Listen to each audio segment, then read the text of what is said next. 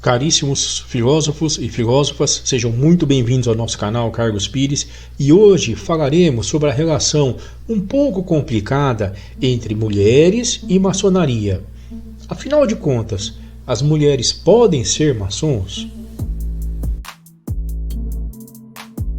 Desde já, peço humildemente que você, iniciado ou iniciada, dê um like nesse vídeo, se inscrevam no canal, ativem o sininho, compartilhem o conteúdo, porque só assim o YouTube vai fazer esse trabalho chegar a mais pessoas. Muito obrigado. Começaremos falando da hipótese número 1. Uma mulher pode entrar na maçonaria. Imagine a seguinte situação. Você é uma mulher mais ou menos de meia idade, está ali com a situação, uma boa saúde, uma boa condição socioeconômica, você trabalha muito, estudou muito, tem uma carreira, você se interessa pelos assuntos chamados de maçônicos e de repente surge um convite para você, se aceita ali nessa entidade. Será que essa história é possível? Pode ocorrer, por exemplo, no Brasil? Sim, pode. Existem várias entidades aqui no Brasil que se autodenominam maçônicas. São grupos, alguns até grandes, que existem em várias cidades e que se dividem em aglomerados ou grupos de pessoas, às vezes de 30 até umas 80 ou 100 no máximo, e que são chamadas de lojas. São as células fundamentais da entidade maçônica. Eles também seguem mais ou menos ali alguns rituais antigos, eles têm manuais, cartilhas sobre os trabalhos ali que são realizados. Alguns não têm o que se chama de um acordo ou tratado de reconhecimento mútuo. Por exemplo, você entra numa loja de São Paulo, de repente você está lá em Fortaleza, você chega ali e o pessoal vai dizer que você não pode frequentar o ambiente, porque para eles você não é maçom, e vice-versa. Mas para essas entidades não há problema em existirem esses grupos que se reúnem nas cidades com homens e mulheres juntas, são chamadas de lojas mistas, ou só mulheres, lojas femininas. Sobre essa hipótese das mulheres poderem ser aceitas na maçonaria desses grupos que eu mencionei, o que você acha sobre isso? Qual a sua opinião? Será que isso é legítimo, é verdadeiro, é coerente? Opine, responda aqui nos comentários. Isso vai ajudar muita gente a pensar um pouco mais sobre essa possibilidade. Obrigado. A segunda hipótese é aquela que diz que as mulheres não podem ser aceitas na maçonaria. Então imagine essa mesma cidadã, livre de bons costumes, uma pessoa de bem, ela pretende entrar na maçonaria, porém ela jamais será convidada. Mas espera aí, por que naquela outra situação era possível a pessoa entrar numa entidade que se autodenomina, que é chamada de maçônica, e agora não? O que ocorre é que existe uma instituição que surgiu em 1717 em Londres e que foi chamada de Grande Loja da Inglaterra. Essa é a semente, a gênese de uma entidade maçônica que hoje é quase hegemônica, é a mais difundida, a que está presente em maior número de países. Ela ali de Londres atingiu o continente europeu, França, depois Mediterrâneo, Estados Unidos. O crescimento foi exponencial ali no século XVIII, o século do Iluminismo. Era uma fase em que as mulheres praticamente não exerciam uma vida pública, não tinham profissões regulamentadas, geralmente não participavam de atividades políticas, muitas vezes não tinham muitos direitos, até direitos patrimoniais, de herança, por exemplo, não podiam ser empreendedoras em muitos casos, não votavam, não dirigiam também, na época era só carruagem, né? Seria natural, normal e no contexto histórico da época que todas as entidades, ou quase todas, realmente não aceitassem mulheres nessa época em suas fileiras. Não só mulheres, como deficientes físicos, como pessoas que eram escravos, porque nessa época ainda existia escravidão.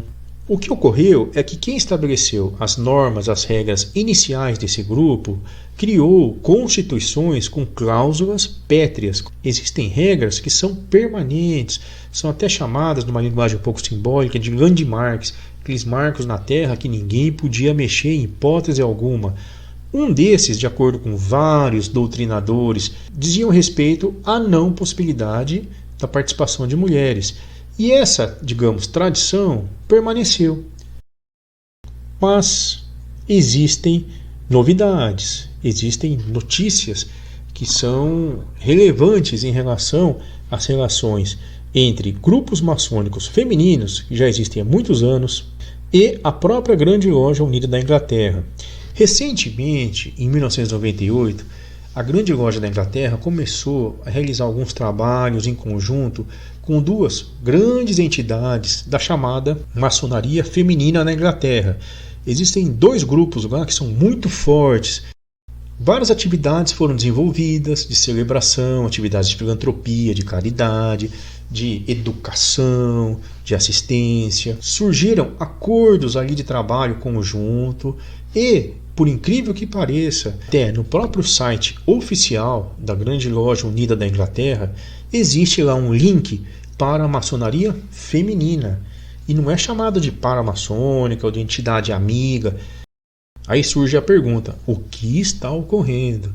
Será que a partir de agora a Grande Loja da Inglaterra já reconheceu as mulheres como maçons? Ainda não existe um acordo formal de reconhecimento, porém, na prática, essa integração está extremamente consolidada, efetiva. Parece que falta apenas a assinatura final ali em um documento formal do grão-mestre Duque de Kent, da Inglaterra, com as entidades maçônicas femininas. Para certas pessoas, essa possível aceitação das mulheres pela Grande Loja da Inglaterra será uma heresia, um absurdo. Mas se a gente compreender essa questão, levando em conta toda a linha do tempo da civilização, do seu início até agora o século XXI, a gente tem que lembrar que as maiores sacerdotisas, as maiores profetas e também aquelas que celebravam a conexão do profano, mundano, da abóbora terrestre com o sagrado, eram do sexo feminino. Caso a Grande Loja resolva reconhecer que as mulheres, sim, podem ser consideradas legítimas maçons, ela estará como a entidade mais consolidada e respeitada do mundo de todos os tempos, restabelecendo uma situação que existia antes, estará restaurando aquele paradigma que acompanha a civilização durante quase toda a sua história, de que as mulheres conduziam de forma magistral os trabalhos gnósticos esotéricos, a exemplo de Hipátia de Alexandria, gnóstica, daquela sacerdotisa ali da Vila dos Mistérios de Pompeia, do Vesúvio, de Nefertiti, da linha de Akhenaton. Mas, se a Grande Loja da Inglaterra resolver não reconhecer que as mulheres podem ser consideradas legítimas maçons, eles estarão apenas honrando e respeitando aquelas orientações dos pais fundadores dessa instituição lá no século XVIII. É uma conduta também coerente e de acordo com uma postura um pouco mais tradicionalista. Mas o que mais importa, o que vale mesmo, é a sua opinião. O que você acha dessa questão? Sim ou não para as mulheres na maçonaria? Deixe aqui seu comentário. Isso vai enriquecer muito o debate sobre esse assunto, que é tão fascinante e tão relevante para todos nós. Recomendo a todos que vejam outros vídeos aqui do nosso canal que têm temas correlatos a este do nosso trabalho de hoje. Obrigado, um grande abraço.